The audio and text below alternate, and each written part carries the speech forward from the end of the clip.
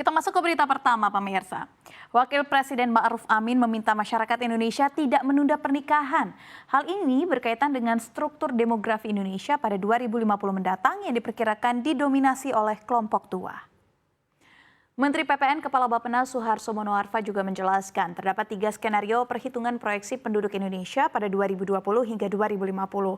Pertama, skenario dengan tren tanpa adanya kebijakan, skenario moderat dan skenario optimis. Nah, berdasarkan skenario dengan tren tanpa adanya kebijakan, hasilnya angka kelahiran total atau total fertility rate atau TFR di Indonesia bisa terus menyusut hingga di angka 1,9 pada 2045. Hal ini diiringi dengan infant mortality rate atau angka kematian bayi yang mencapai 7,85. Sementara untuk skenario moderat dan optimis, TFR dan IMR masih cukup baik. Kendati demikian, Suharso juga akan terus memperhatikan bagaimana laju pertumbuhan penduduk di Indonesia sepanjang tahun 2020 hingga 2050. Sebab diperkirakan pertumbuhannya akan terus melambat setiap tahunnya.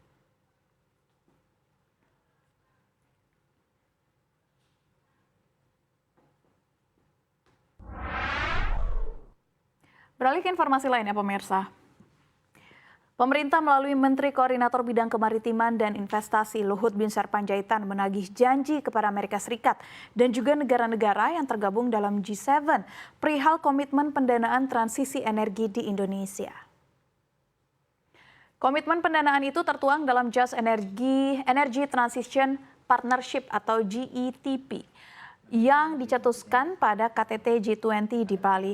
Adapun nilai dana yang dijanjikan senilai 20 miliar dolar Amerika Serikat atau setara dengan 294,3 triliun rupiah. Dalam perjalanan kerjanya ke Washington DC, Amerika Serikat, Luhut tidak mendapatkan jawaban yang diinginkan atas janji Amerika dan negara G7 lain. Luhut bahkan menyebutkan bahwa Amerika Serikat diam saja saat ditanya di mana uang yang digadang-gadang akan digunakan Indonesia dalam rangka percepatan transisi energi menjadi energi bersih. Program JETP merupakan program yang dipimpin oleh Amerika Serikat dan Jepang. Komitmen pendanaan transisi energi ini dilontarkan oleh Presiden Amerika Serikat Joe Biden pada konferensi tingkat tinggi G20 di Bali. Dalam komitmen dijelaskan akan ada sejumlah dana yang digelontorkan untuk membantu Indonesia dalam melakukan transisi energi.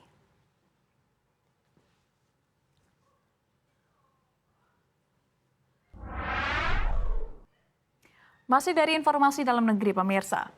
Kepala Staf Kepresidenan Muldoko ikut berkomentar soal kritik Anies Baswedan yang menyebut kebijakan pemerintah dalam memberikan subsidi kendaraan listrik tidak tepat sasaran. Dengan tegas, Muldoko mengatakan pemerintah sudah punya roadmap yang jelas tentang kendaraan listrik, khususnya mobil listrik. Dia juga memastikan program ini terus berjalan meskipun ada kritikan dari berbagai pihak, khususnya Anies. Dia juga memastikan pemerintah sudah memiliki roadmap dan juga instrumen yang jelas untuk mengembangkan mobil listrik di dalam negeri. Dalam kritiknya, Anies memperjelas dari pengalamannya menjadi Gubernur DKI Jakarta, kendaraan pribadi berbasis listrik tidak menggantikan mobil yang ada di garasi. Oleh sebab itu, subsidi yang diberikan dinilai hanya akan menambah mobil yang ada di jalanan. Sebelum Muldoko, ada 3 menteri lainnya yang juga ikutan berkomentar atas kritik Anies. Di antaranya adalah Menteri Koordinator Bidang Perekonomian Erlangga Hartarto, Menteri Koordinator Bidang Kemaritiman dan Investasi Luhut Binsar Panjaitan, dan Menteri Perindustrian Agus Gumiwang Kartasasmita.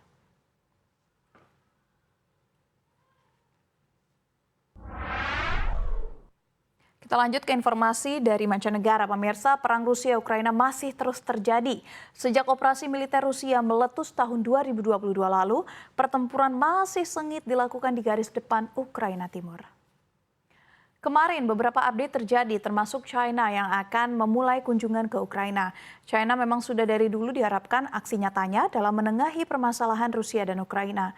Pasalnya negeri Xi Jinping tersebut dinilai memiliki posisi yang penting dalam hubungan dengan Presiden Vladimir Putin dan diharapkan bisa mempengaruhi sikap dari Rusia.